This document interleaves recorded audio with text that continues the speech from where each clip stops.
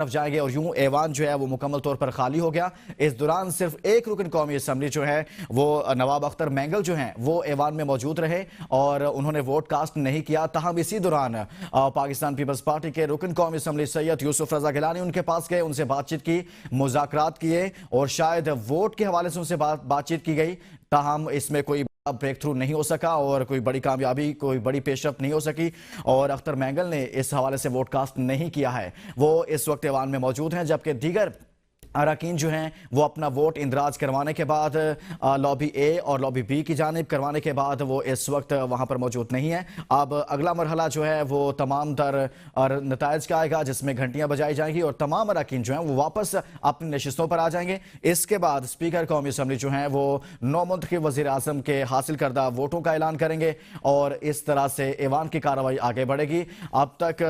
جب سے یہ کارروائی کا آغاز ہوا ہے، ووٹنگ کا عمل چل رہا ہے، جس میں اسپیکر قومی اسمبلی ایاز صادق کی جانب سے ووٹ کاسٹ کرنے کا طریقہ کار بتایا گیا تھا، تاہم اجلاس کے آغاز پر سنی اتحاد کونسل کے اراکین جو اس ایوان میں موجود تھے ان کی جانب سے نعرے بازی کی گئی، شور شرابہ کیا گیا اور اسپیکر کے ڈائز کے سامنے آ کر ان کی جانب سے احتجاج ریکارڈ کروایا گیا۔ تاہم اس کے بعد یہ مناظر آپ دیکھ سکتے ہیں کہ تمام اراکین اسمبلی نے اپنا ووٹ کاسٹ کیا ہے اور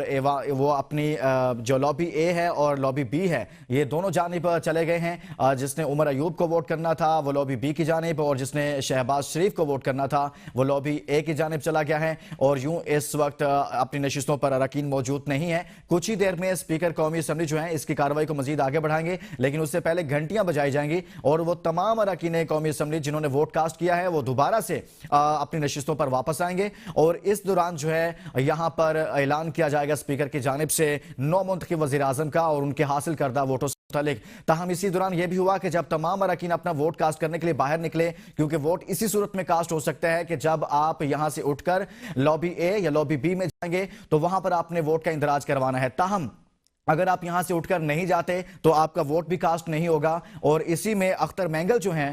وہ یہاں پر موجود رہے اور ان کی موجودگی کے دوران سید یوسف رضا گیلانی جو سابق وزیر اعظم بھی ہیں اور سابق اسپیکر قومی اسمبلی بھی ہیں، ان کی جانب سے وہ ان کے پاس گئے، ان سے بات چیت کی اور شاید ان سے ووٹ کے حوالے سے کوئی بات چیت کی گئی تھی، لیکن اختر مینگل نے اس پر کوئی ووٹ دینے کی حامی نہیں بھری اور کوئی بڑی پیش رفت اس سلسلہ میں نہیں ہو سکی ہے۔ اور آج کی ایوان کی کارروائی کا جو جماعت حصہ بنی ہے ان میں مسلم لیگ نون ہے اور اسی طرح سے پیپلز پارٹی ہے،